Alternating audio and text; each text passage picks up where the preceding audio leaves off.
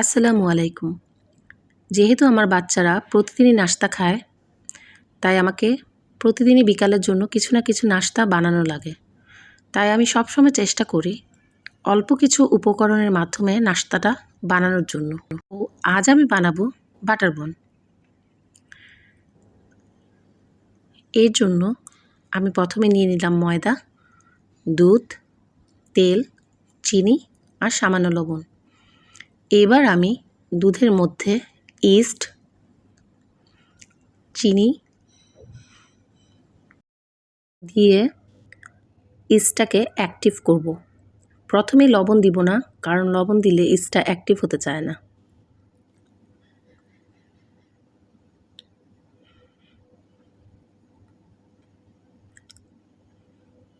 আপনারা সবসময় ভালো মানের ইস্ট নেবেন, তাহলে রুটিটা ভালো হয়। এবার আমি ইস্টটি 10 মিনিটের জন্য রেখে দিলাম। 10 মিনিট পর ইস্টটা যখন অ্যাক্টিভ হয়ে যাবে, এতে আমি দিয়ে দিব ময়দা আর সামান্য লবণ দিয়ে এই ডোটাকে ভালো মতো মেখে নিব।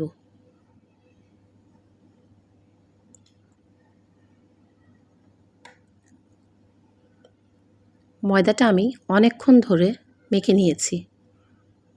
এবার আমি দিয়ে দিলাম এতে বাটার দিয়ে ভালো করে 6-7 মিনিট মাখতে হবে। ডোটা যতক্ষণ মাখবেন ততই ভালো হবে। সফট একটা ডো আমি বানিয়ে নিচ্ছি।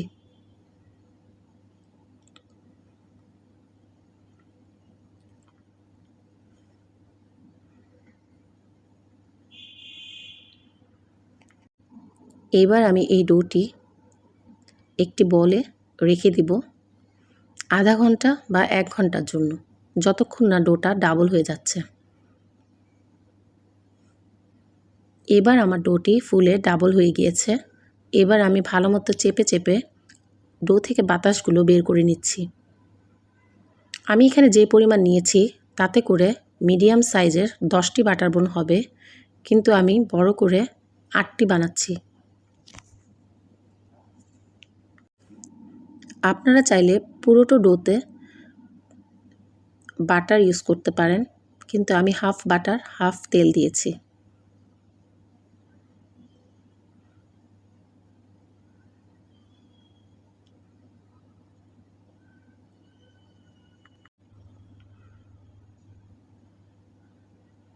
এবার আমি লম্বা করে বেনির মতো বেঁধে বাটার বনের শেপ দিব।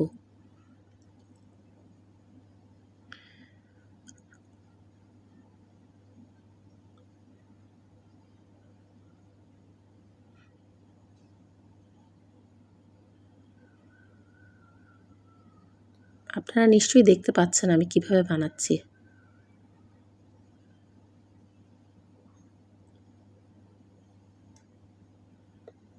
প্রথমে একটি বেনির মতো বানবো, তারপর অপর সাইডটি উপর থেকে দিয়ে দিব, ঠিক এভাবে।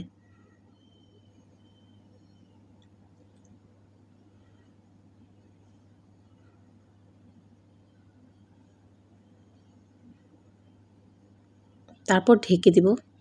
আমি আরেকটি দেখাচ্ছি।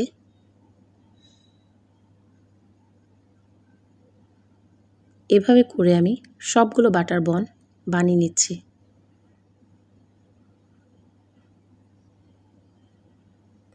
তারপর আমি 20 মিনিটের জন্য এই বানগুলোকে রেস্টে দিয়েছিলাম।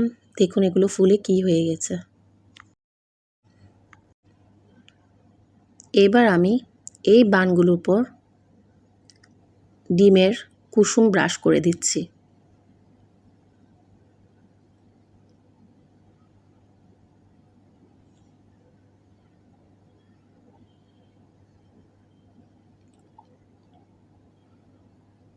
ডিমের কুসুম ব্রাশ হয়ে গেলে 170 ডিগ্রি সেলসিয়াসে আমি এটি বেক করে নিচ্ছি প্রায় 20 মিনিট, বা যতক্ষণ না বানটি হচ্ছে।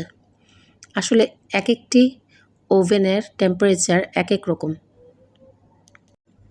আমার এই বানগুলো বেক হতে প্রায় 20 মিনিট লাগছে। এবার আমার বানগুলো পুরোপুরি রেডি। এগুলো ওভেন থেকে বের করে আমি বাটার ব্রাশ করে দিচ্ছি, এতে করে বানগুলো সফট থাকবে। এবং একটি কাপড় দিয়ে ঢেকে দিব।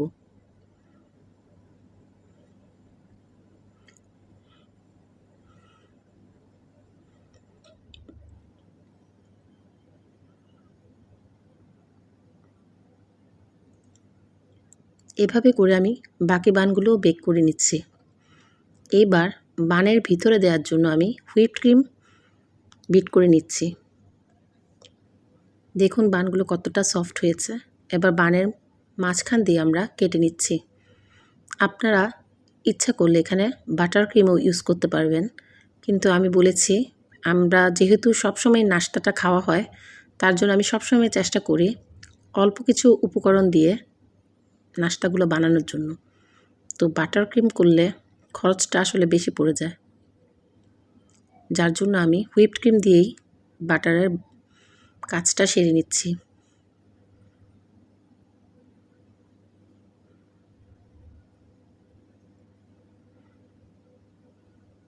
এই দেখুন আমার বাটার বান রেডি।